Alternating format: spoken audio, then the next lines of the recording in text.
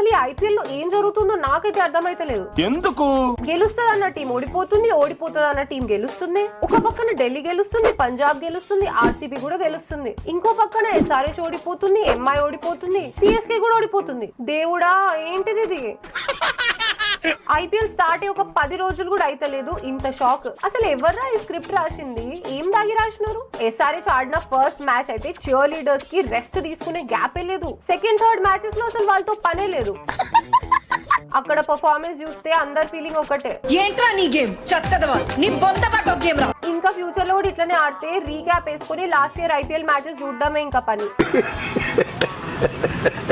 అందుకే రేపు April 6 SRH versus GT match ఉంది హైదరాబాద్ లో. ఎస్ఆర్హెచ్ ని దగ్గరుండి గెలిపించడానికి నేను వస్తున్నా.